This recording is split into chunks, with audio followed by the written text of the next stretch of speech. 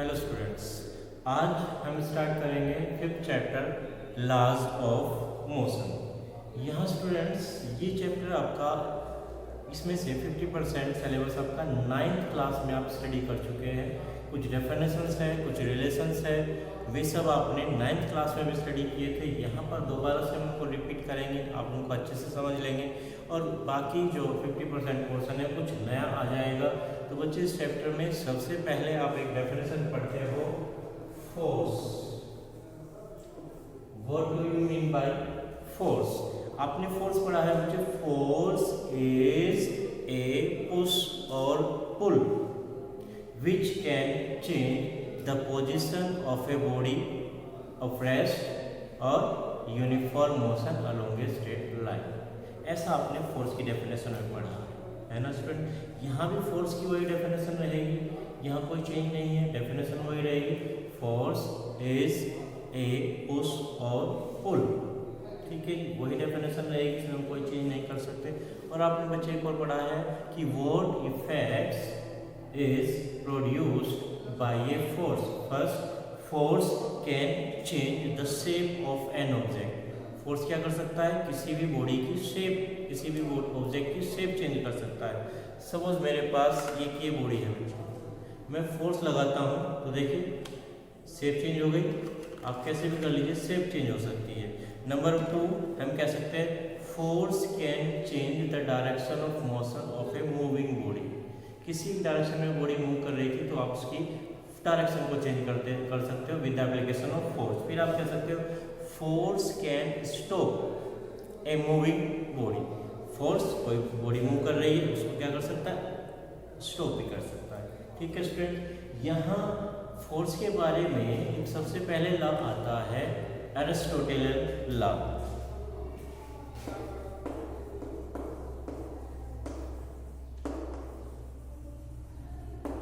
एरिस्टोटेलियन law for force. ये क्या कहता है बच्चे, ये कंसेप्ट क्या कहता है? एरिस्टोटेलियन लॉ एरिस्टो साहब ने दिया था, उनके नाम से ही हमने इसको कहा है एरिस्टोटेलियन लॉ। ये कहता है बच्चे a force is required, a force is required to keep a body in motion. Force भी कैसे? एक्सटर्नल फोर्स, आप इसमें एक्सटर्नल वर्ड ऐड कर लीजिए। An external force is required to keep a body in motion। अगर आपको किसी body को कंटिन्यूस मोशन में रखना है तो आपको एक फोर्स अप्लाई करना पड़ता रहेगा, बॉडी के ऊपर कंटिन्यूस अप्लाई करते रहेगा। लेकिन बच्चे डिफरेंट एक्सपेरिमेंट से, उसके बाद बहुत सारे एक्सपेरिमेंट्स हुए, बहुत सारे कंक्लूजन्स निकले और फाइनली ये कंक्लूजन मिला हमें कि external force is not required to keep the body in motion, but it is required to counter the opposing forces। ये तो केवल जो बॉडी की मोशन को अपोज करने वाले फोर्सेस लगे रहते हैं ना, उनको काउंटर करने के लिए अप्लाई करना पड़ता है। जैसे आपने पढ़ा है बच्चे friction, friction is a opposing force which oppose the motion of a body. तो बच्चे जब बॉडी किसी सरफेस के ऊपर मूव करेगी तो उस पर क्या वर्क करेगा? फ्रिक्शन वर्क करेगा। ठीक है, तो against that friction we have to apply an external force, ऐसा रूल कहा गया। अब बच्चे एक और छोटी सी डेफिनेशन हम यहाँ पर पढ़ते हैं, इनर्शिया। इनर्शिया मीन्स एक पर्टिकुलर प्रॉपर्टी होती है किसी भी मेटल के अंदर, चाहे वो कैसी भी बॉडी आपके पास हो। क्या कहते हैं बच्चे? इनर्शिया। इनर्शिया आप ले सकते हो, इनर मीन्स इनर्शिया जो फिक्स रहने वाली प्रॉपर्टी हो, जो फिक्स रहने की प्रॉपर्टी किसी बॉडी के पास हो सकती है।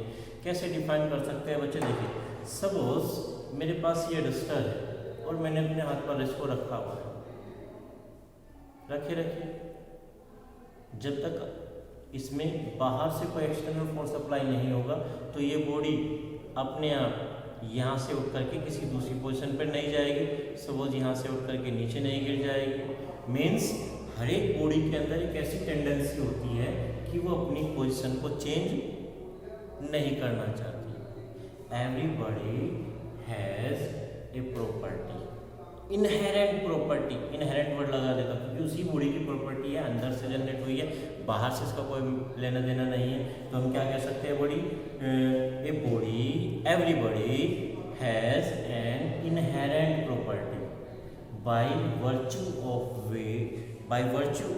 which it cannot change its position of rest or uniform motion in a direction by itself।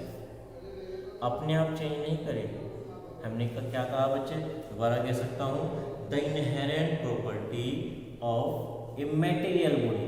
यहाँ एक वर्ड और मैं ऐड कर रहा हूँ बच्चे, मटेरियल मीन्स जिसके अंदर मास होगा।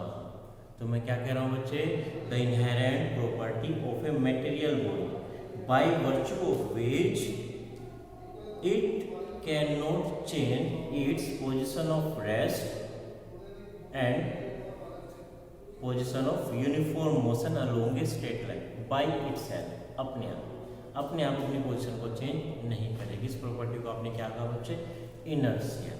अब बच्चे, what is the significance of inertia, what is the measure of inertia, how can measure the inertia of a body? Then inertia is measured by the mass of a body। बच्चे, body का मास जितना ज़्यादा होगा, body को उसी condition में रहने में ज़्यादा अच्छा लगेगा।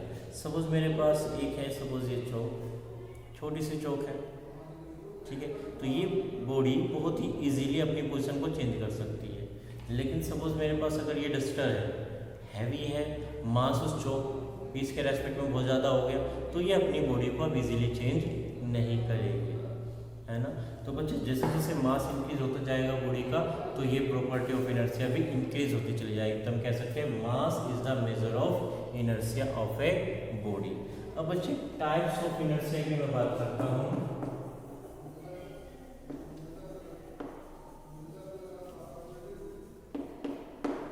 Types of inertia की बात करें, then inertia can be categorized, divided into 3 types। First, inertia of rest। First हम कह सकते हैं inertia of rest means the tendency of a body to remain in its position of rest is called inertia of rest। Body rest में है, rest में रखी रहेगी। आप आपके घर में बहुत सारे सामान रखे हुए, सपोज आपने फ्रिज रखा है, आपका बेड रखा है, टेबल रखी है, क्या है, आपने एक बार रख दी और वो रखी ही है। ऐसा नहीं होता कि आज रात को आपने एक फ्रिज आपका कॉर्नर में रख दिया, घर के किसी कॉर्नर में, और सुबह जब आप उठते हो तो वो फ्रिज आपको दूसरे कॉर्नर में मिल जाए। ऐसा तो नहीं होता। जहाँ पर आपने रख दिया मीन्स बॉडी अपनी पोजीशन को अपने आप चेंज नहीं कर रही है। तो हमने क्या कहा बच्चे, the tendency of a body to remains in its position of rest is called inertia of rest. अब बच्चे, इसके एग्जांपल की बात करता हूँ। अब मैं एक सिंपल सा एग्जांपल लेता हूँ, बस। Suppose you are travelling in a bus, ठीक है। इनिशियली बस आपकी रेस्ट में खड़ी हुई है, आपको सीट नहीं मिली, आप खड़े हो गए, आपने ऊपर पाइप जाता उसको पकड़ करके आप खड़े हो गए। बस रेस्ट में है, बस के साथ साथ आपकी पूरी बॉडी भी रेस्ट में है। सडनली ड्राइवर बस स्टार्ट करता है और चलना स्टार्ट कर देता है। तो आपने फील क्या होगा बच्चे, जैसे ही बस स्टार्ट होकर चलने लगती है तो आपकी अपर बॉडी जो है पीछे की तरफ को एक झटका खा जाती है, पीछे की तरफ को गिरने लगती है। ऐसा क्यों होता है बच्चे? जो हमारे पैर थे, जो हमारे फीट थे, वे थे in contact of the floor of बस। जैसे ही बस मूव करने लगती है तो हमारे पैर भी बस के साथ साथ मोशन में आ जाते हैं, लेकिन हमारा upper body part remains still in rest, ये अभी भी रेस्ट में रहता है। तो बच्चे, पैर तो हमारे क्या हो गए, बस के साथ चल गए, तो बॉडी हमारी क्या हो गई, अपर बॉडी पीछे की तरफ को गिर जाएगी, क्योंकि वो अभी भी रेस्ट में है, वो चलना नहीं चाहती। थोड़ी देर के बाद एडजस्ट हो जाएंगे, आप चलना स्टार्ट कर देंगे। सेकंड हम कह सकते हैं बच्चे इनर्शिया ऑफ मोशन। यहां बच्चे क्या कहेंगे, the tendency of a body to remains in its state of uniform motion along a straight line. is called inertia of motion. The tendency of a body to remains in its state of uniform motion along a straight line is called inertia of motion. इसका example भी बच्चे हम बस से ले सकते हैं। अब आपने बस में एडजस्ट हो गए हैं और बस चलती जा रही है एक यूनिफॉर्म मोशन के साथ, आपकी पूरी बॉडी भी बस के साथ साथ ट्रेवल कर रही है, लेकिन सडनली ड्राइवर ने क्या किया, ब्रेक लगा दिया, बस रुक गई। बस के रुकते ही आपके जो फीट जो फ्लोर के कांटेक्ट में थे वे भी रेस्ट में आ गए, मीन्स आपके फीट्स भी रुक जाते हैं, लेकिन आपका अपर बॉडी पार्ट जो एयर में था वो अभी भी आगे की तरफ को मूव करता रहता है। तब जैसे ही बस स्टॉप होती है आपके पैर तो रुक जाते हैं, लेकिन अपर बॉडी पार्ट अभी भी आगे की तरफ को चलना जारी रखता है, तो आपको आगे की तरफ को एक झटका लगता है। तो ये क्या हो गया बच्चे, inertia of motion. Third inertia हमारा होता है इनर्शिया ऑफ डायरेक्शन। यहाँ भी एग्जांपल हम बस में ले लेते हैं बच्चे। पहले इसको क्या डिफाइन करेंगे, क्या कहेंगे बच्चे, the tendency of a body does not change by itself its direction of motion. अपने आप अपनी डायरेक्शन ऑफ मोशन को चेंज नहीं करती। इसका एग्जांपल भी हमारा बस में ही है। सपोज आप एक बस में खड़े होकर के जा रहे हैं या बैठे हुए भी हैं, तब भी आप फील कर सकते हो। पहले बस हमारी एक स्ट्रेट पाथ पर चल रही थी, सड़क पर सीधी सीधी जा रही थी रोड के ऊपर, तो आपकी बॉडी भी बस के साथ साथ उसी डायरेक्शन में मूव कर रही थी। सडनली क्या हुआ, टर्न आ गया।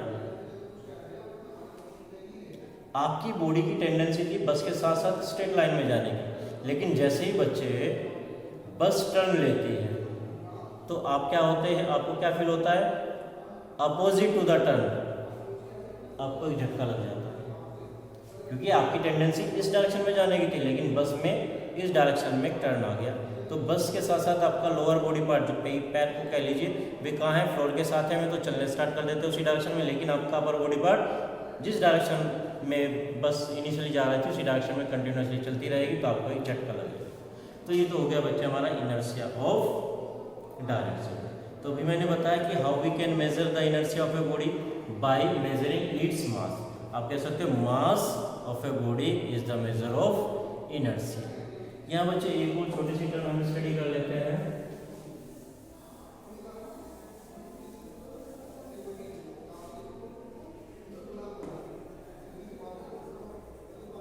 मोमेंटम। देखिए बच्चे, इसका मैं छोटे से एग्जांपल से आपके पास बात करता हूँ। सपोज मेरे पास ये चौक है, अब मैं एक नई फिजिकल क्वांटिटी की आपसे बात करूंगा। ये रही मेरे पास एक चौक, देख रहे हो, छोटा पीस है, मास भी कम होगा। अब सपोज मैं हल्के से आपके ऊपर फेंक देता हूँ, ठीक है, तो एक हल्का सा आपको हर्ट होगा, चोट लगी हल्की सी। लेकिन अब अगर मैं इसी बॉडी को बहुत तेजी के साथ मीन्स एक हाई स्पीड के साथ थ्रो करता हूँ, तो आपको थोड़ा ज़्यादा हर्ट होगा। मीन्स अब एक नई फिजिकल क्वांटिटी यहाँ पर जनरेट हो रही है, जो किसके ऊपर डिपेंड कर रही है, वेलोसिटी ऑफ बॉडी। आपने धीरे से थ्रो किया, कुछ नहीं हुआ, तेजी से आपने थ्रो किया तो आपको ज़्यादा हर्ट हुआ। लेकिन अगर अब मैं बॉडी बदल दूँ बच्चे, मीन्स हैवी बॉडी आ गई, मास इंक्रीज हो गया।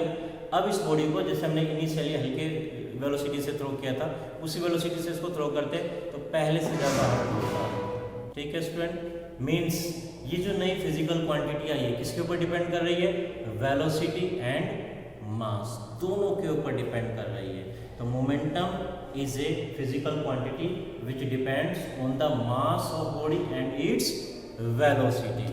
And mathematically momentum of a body is defined by the product of its mass and velocity, m into v। ठीक है स्टूडेंट्स, और momentum is a vector quantity as velocity is also a vector quantity but mass is a scalar quantity. Then you can write p is equal to m v. Okay, unit की बात कर लेते हैं। Unit of momentum kilogram, velocity metre second inverse, dimension के लिए लिख लेते हैं बच्चे, मास के लिए m, लेंथ के लिए l, टाइम के लिए t minus m l t to the power minus 1। ये हो जाएगी डायमेंशंस ऑफ लीनियर। इसको आप लीनियर मोमेंटम भी कह सकते हो बच्चे, क्योंकि यहाँ वेलोसिटी भी आपकी क्या है, लीनियर वेलोसिटी है। लास्ट चैप्टर में आपने लीनियर और एंगुलर वेलोसिटी दोनों पढ़ी थी। तो along the straight line body move कर रही है तो वेलोसिटी आपकी लीनियर मोमेंटम, तो ये मोमेंट वेलोसिटी आपकी लीनियर वेलोसिटी एंड मोमेंटम आपका कहलाएगा लीनियर मोमेंटम। अब बच्चे हम बात करते हैं Newton's laws of motion.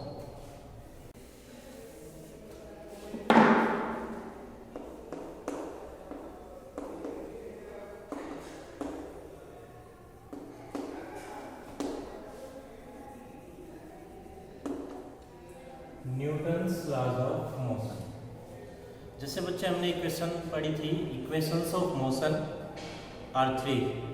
Similarly Newton's laws of motion are also 3। First law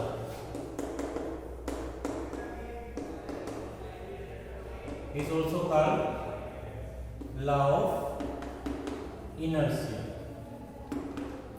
अब देखिए बच्चे, आपने अभी भी इनर्शिया का डेफिनेशन पढ़ा था। क्या कहा मैंने इनर्शिया के बारे में? Inertia is the inherent property of a body by virtue of which it can not change it's position of rest और यूनिफॉर्म मोशन बाय इटसेल्फ। ये तो इतना सेंटेंस तो आपको हो गया क्या, इन डेफिनेशन ऑफ इनर्शिया। अब मैं बात करूंगा बच्चे law of inertia means first law of Newton. देखिए बच्चे, इसमें हम क्या वर्ड ऐड करेंगे, इसमें हम फोर्स वर्ड भी ऐड कर देंगे।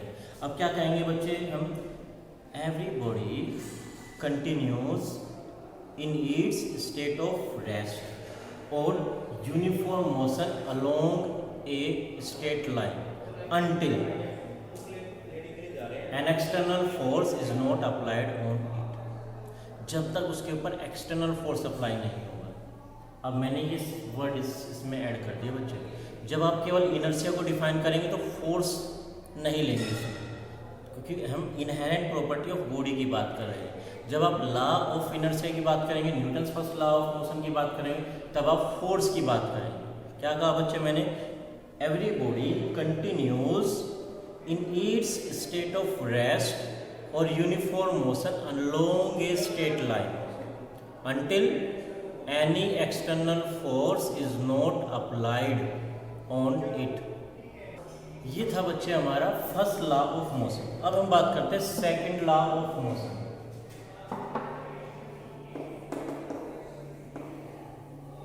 Second law of motion, according to second law of motion, the rate of change of linear momentum of a body is equal to the force exerted on it. जो भी आपने उसके ऊपर force exert किया, force apply किया, means external force, that is equal to the rate of change of momentum. दोबारा से repeat कर देता हूँ बच्चे, वर्ड्स को आप इधर उधर भी रख सकते हैं। The external force applied on a body is equal to the rate of change of momentum of the body. ये बच्चे स्टेटमेंट है।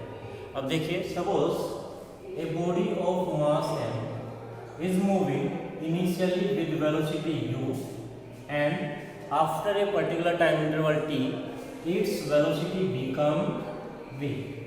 u वेलोसिटी से मूव करना स्टार्ट करती है, v वेलोसिटी इसकी फाइनल वेलोसिटी हो जाती है। Then initial momentum,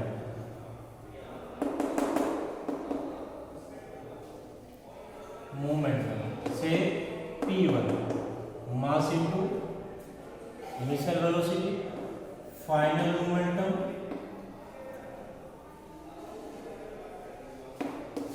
p2 equal to mass into final velocity v। तो ये हो गया बच्चे आपका final momentum.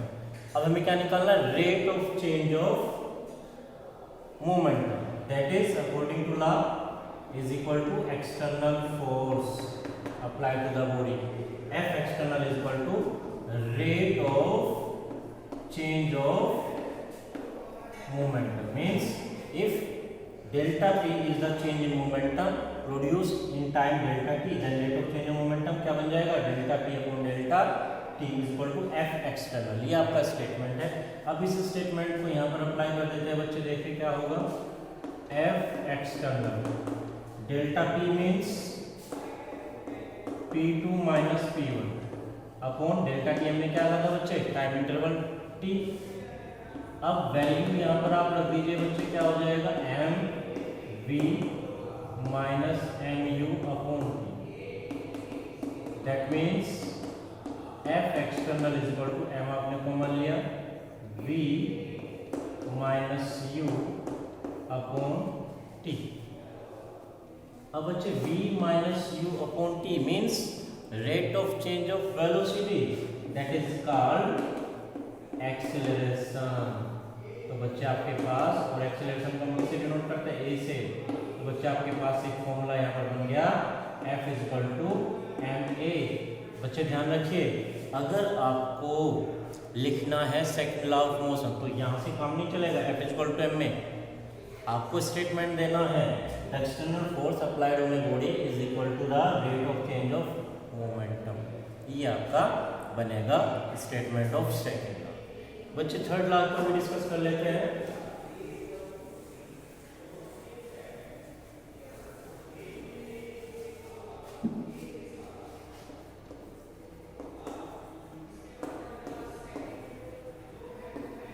Third law of motion, this law is also called law of action reaction। According to this law, every action has an equal and opposite reaction। हर एक action का उसके equal और अपोजिट एक रिएक्शन भी होता है। Suppose आप बच्चे किसी बॉडी को हिट करें तो आपने क्या किया, एक एक्शन मीन्स एक फोर्स अप्लाई किया, तब ये सेकंड बॉडी भी क्या करेगी, इस फर्स्ट बॉडी पर अपोजिट डायरेक्शन में उसी मैग्नीट्यूड का लेकिन जस्ट अपोजिट डायरेक्शन में एक फोर्स अप्लाई कर देगी, जिसको हम कहेंगे reaction.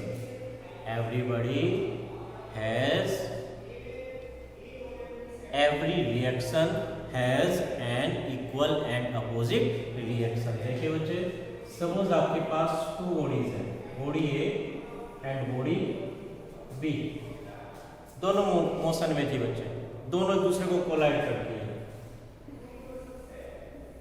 A collides B, that means A applies a force on body B, suppose FB, इसको हम नाम दे देते हैं। देखिए टर्मिनोलॉजी क्या होती है बच्चे, मैंने यहाँ पर लिखा है FB means force exerted on body B, और बाद में लिखा है A, that means applied by A। अब B भी बच्चे A बॉडी पर फोर्स लगाएगी, that means FA। FA means force exerted on body A and B, that means applied by B। Then according to law of action reaction, FAB is equal to FBA। दोनों magnitude में तो equal होंगे, लेकिन बच्चे direction में different हो जाएंगे। इसके कुछ एग्जांपल्स की बात कर लेते हैं। सपोज आपने कोई ऑब्जेक्ट रखे, सपोज ये डस्टर है, ये मैंने अपने हाथ पर रखा, तो इस डस्टर का weight means action vertically downward work कर रहा है, और मेरा हाथ भी क्या करेगा बच्चे, इस बॉडी पर उतना ही फोर्स वर्टिकली अपवर्ड डायरेक्शन में अप्लाई कर देगा, तभी तो ये बैलेंस रहेगी, तभी तो इक्विलिब्रियम में रहेगी। अगर ये हाथ उतना ही फोर्स अप्लाई नहीं कर पाएगा तो क्या होगा, रिजल्टेंट फोर्स डाउनवर्ड रहेगा, तो ये मोशन नीचे की तरफ को चली जाएगी। बहुत सारे ऐसे एग्जांपल्स है बच्चे जो आप थर्ड लॉ से बात कर सकते हो। सपोज आप चलते हैं, ठीक है जी, आप चलने के लिए क्या करते हैं, आप का जो पैर है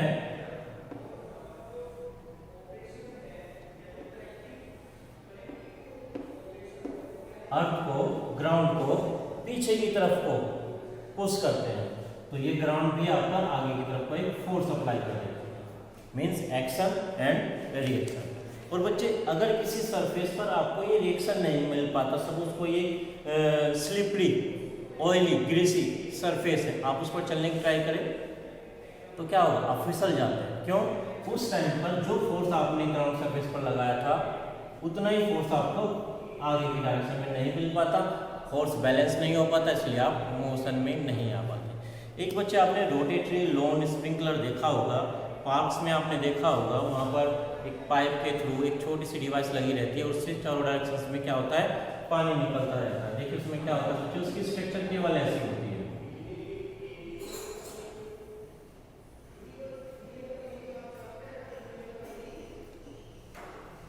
ये स्ट्रक्चर होती है। यहाँ से आपका पाइप कनेक्टेड रहता है, यहाँ से वाटर पास होता जाएगा और यहाँ नोजल्स के थ्रू जब वाटर बाहर निकलता है बच्चे तो एक एक्शन लग जाता है ऑन दिस नोजल्स, और due to action reaction water जब बाहर निकलेगा तो यहाँ पर भी एक रिएक्शन लग जाएगा और ये आपका स्क्रू सिस्टम क्या है, यहाँ ऐसे ऐसे रोटेट करने लगता है, तो सभी डायरेक्शन में वाटर स्प्रेड हो जाता है।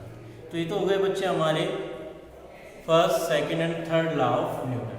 तीनों को बच्चे याद रख लेंगे। इनकी जो एप्लीकेशंस है वो हम नेक्स्ट वीडियो में डिस्कस करेंगे, तब तक आप इनको पढ़िए। ओके।